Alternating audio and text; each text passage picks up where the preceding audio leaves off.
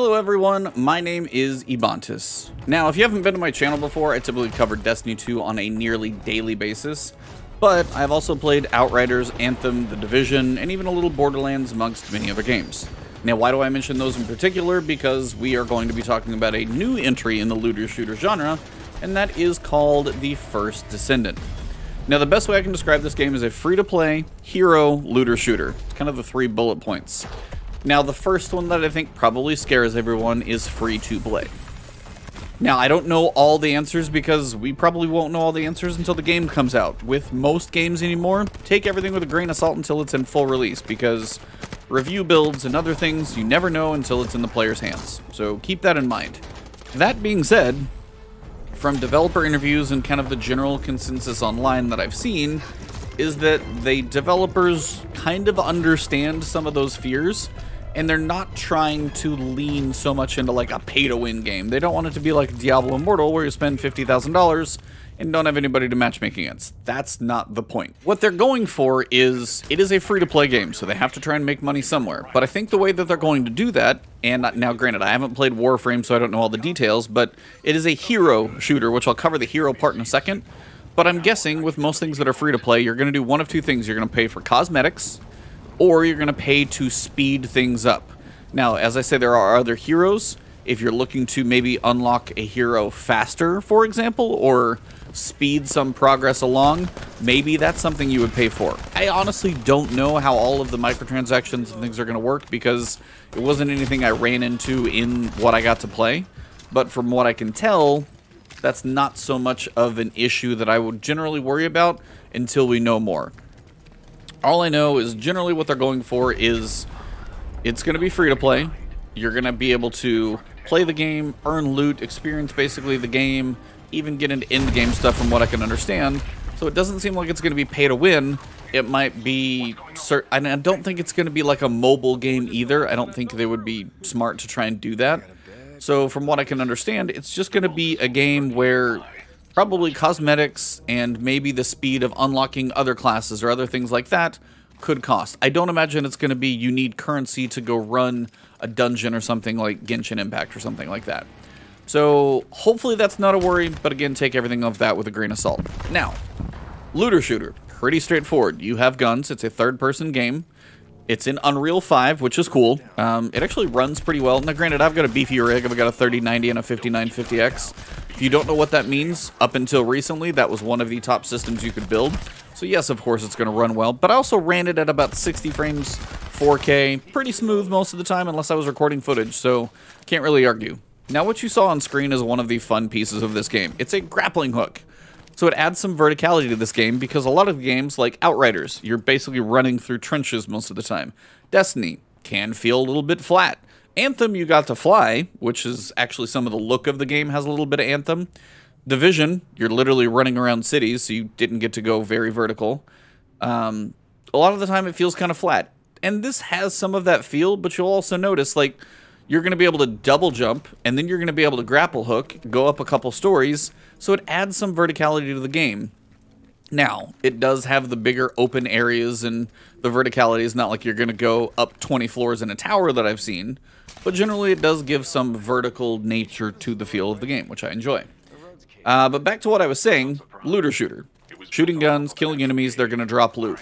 Now, if you look on screen, you're going to see on the right-hand side, I've got different weapons. I've got a sniper rifle, I've got an assault rifle, I've got a shotgun.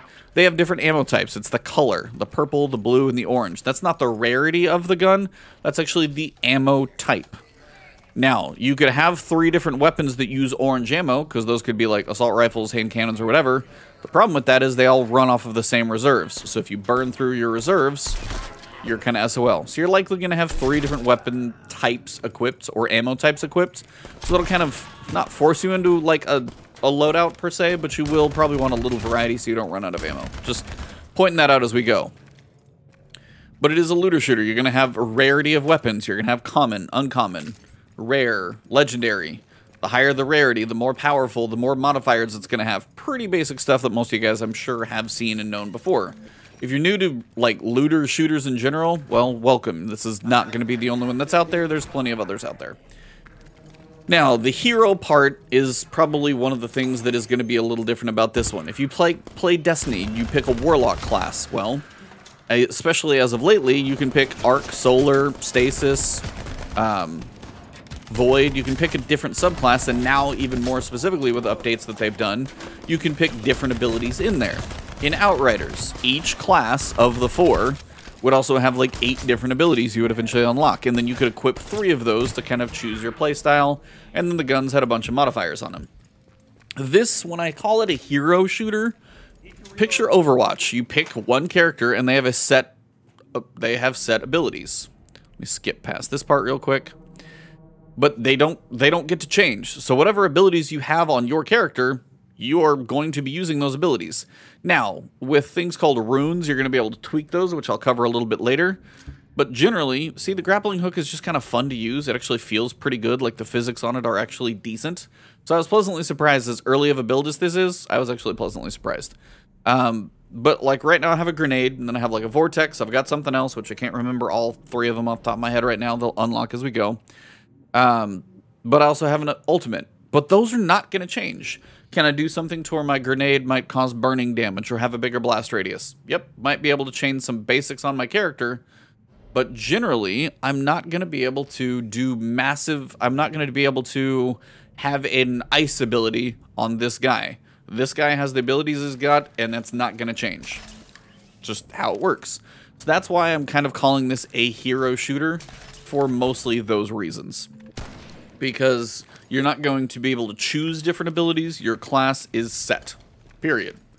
If you want a big tank that has a shield and like a big shield dome that you can throw up, sure.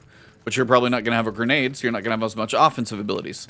Hence why this actually could feel like a team game depending on how you play. You may need like a tank for certain things. But it's not as bad as you think being stuck in certain things, because you can switch out your classes. Your weapons and a lot of the tweaks you do to your weapons will stay on your, like, you know, build. And then the only tweaks that you would have is like if you switch to a different hero theoretically, then that hero you would have to kind of do a few tweaks to that. But generally, most everything else is going to stay. So if you need a different situation and you've leveled up another character, you're going to be able to switch over to him and still get a lot of functionality. So generally, it's, as I said, a free-to-play looter shooter, and it's a kind of a hero looter shooter because it's not so much like an RPG where you've got a little like armor slots and everything. That's not quite there. We'll get to the gear in a little bit, but that's the general idea. These things are, this is like an Executioner, kind of a Colossus. Those are kind of one of the bigger things, and you know, you got some legit fights going on, breaking pieces of armor. Feels pretty good. Honestly, for like early access on a looter shooter in Unreal 5, ran pretty well. Not perfect, but it ran pretty well once I kind of found the right settings. And the abilities felt good, animations looked good, enemies had some variety. These big guys were threats, they come in later on. All in all, not too shabby. Now let me switch over to the character to kind of explain a little bit more. Alright, so if you look at the character screen, this is basically what you're going to see. You've got your info on the right, pretty basic. You've got your HP, your shield, your MP, your defense, and your shield recovery out of combat. I think that's like a time thing. You've got resources. I don't know how the resources are going to come into play. I don't know what's going to be paid, what's going to be not. Not entirely sure. That's again where microtransactions could come in. Got your different ammo. We've covered that a little bit. Now you've got your main character. I'm playing Lepic. As I said, he's like your general dude. Kind of your jack of all trades, master of none. Now your mastery rank does a couple things. It gives you a little basic stat bumps, which kind of carry over to all characters. And then Lepic in and of himself, in this like image right here, he's level 12. If I switch to another hero, he's not going to be level 12. But the key is, you've always got your weapons. You've always got your accessories, which are the things down below the weapons. Those are going to be there. So if I do unlock another hero and I switch over to them, I'm still going to have strong weapons. I may be a little bit weaker at first, but generally, since you've got strong weapons, go into decently high content, shoot stuff that's going to give you a lot of experience, and you'll level up that alternate hero fairly quickly. I played with somebody else who actually did that, and they said leveling up the secondary character honestly didn't take him that long. It's not going to be like the exact same curve, because you can stake strong weapons into decently tough content, and then as long as you don't just jump into the middle of it, you know, basic guys are going to be giving you a lot more experience, level up those alts faster, which is not bad. Now on the left side of the screen, we've got runes. Runes are where basically all of your customization gets to. You got 5 slots, so let me kind of switch over to those. All right, so runes are where everything kind of gets a little interesting for the first Descendant. Now you notice on the left you've got Storm, Torrent, Wave, Thunder, and Haze. Those are all related to, specifically, those are all going to be related to your weapons. Now you'll notice we're on Storm, and you can see the modified weapons are like done in groups. So Storm, for example, any modifiers that you choose are going to affect submachine guns, assault rifles, and handguns.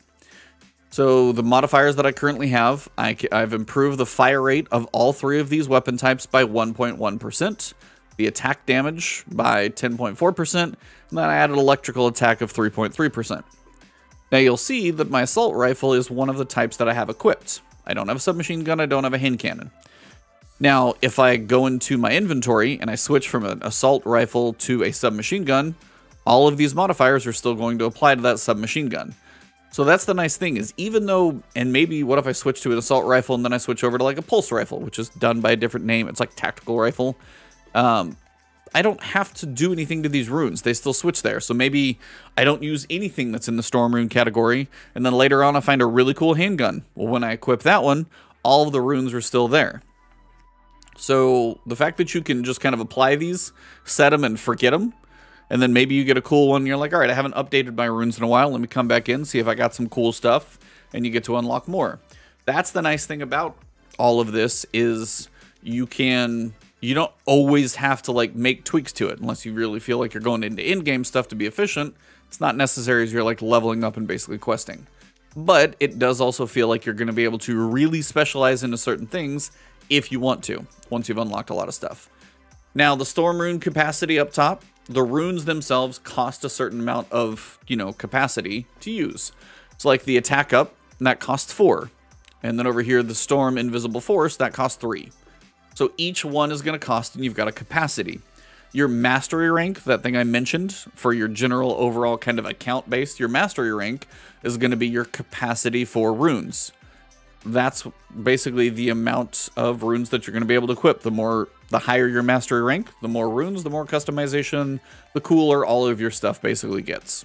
And again, even the runes have rarity. You've got basic, you've got rare, and then I've even got one legendary there. So you've got some really unique features to them. Now, the one thing that will change, these are your Descendant runes. Your Descendant runes specifically apply to that character.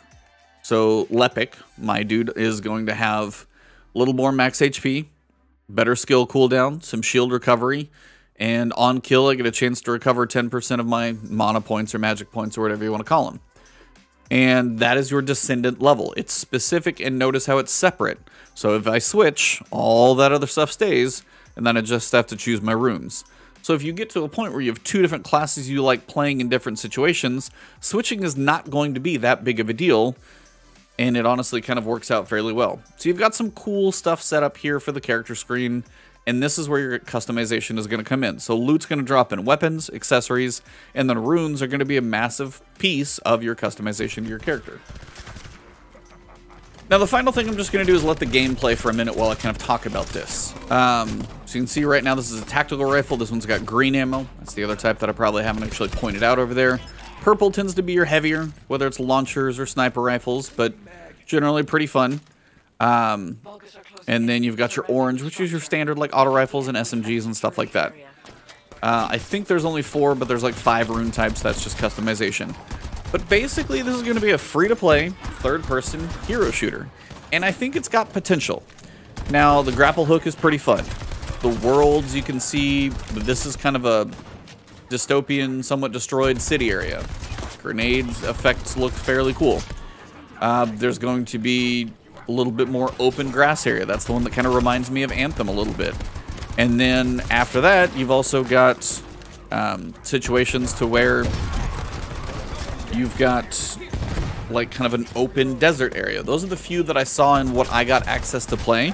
And then the quests are going to run you around these maps. They're kind of zones that I got to see, a couple different zones. I don't know how big the maps are. The first zone was a little smaller, but it took a while to run around and do all the quests.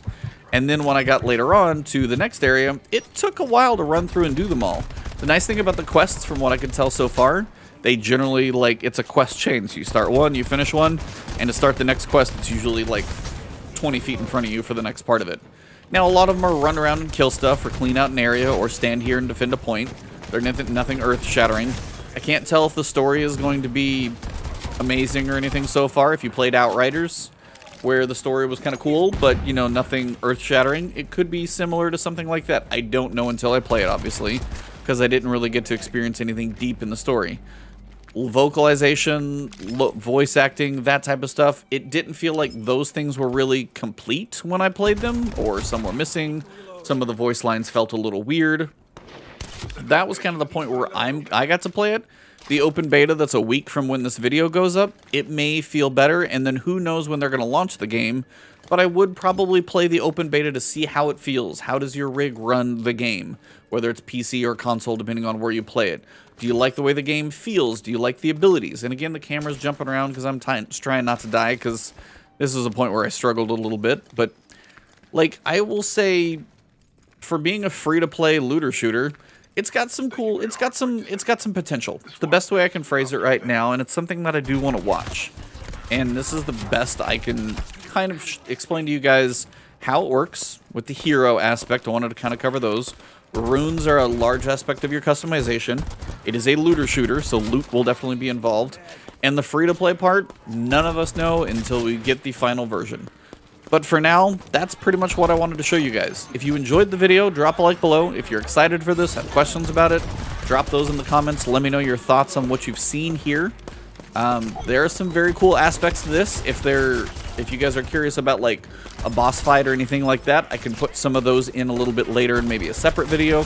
Show you one or two of those encounters that we actually kind of failed at one at first and then leveled up a little bit and went back and finished it up. There was one later on that we just absolutely got our butt whooped that I don't have footage of, but the open beta is only a week away. So if you did enjoy the video, as I said, drop a like. If you want to find me on Twitter or Twitch, I'll probably be streaming this thing when it comes out, but I've got a lot of other things that I want to play right now, so I'm not entirely sure what I will be streaming. There's quite a few things that are coming out very soon. And other than that, if you are not subscribed to this channel and you want to see more footage from me, whether it's for looter shooters, Destiny, or just more about this game in general, hit that subscribe button, hit the alert bell, and I look forward to seeing you guys in the next one. Hopefully you check out the open beta, and if you want to see other content, I did get a couple big boss fights recorded. So if you want to see those, let me know in the comments. I'll post those up as a separate video. But have a good one, everybody. See you soon.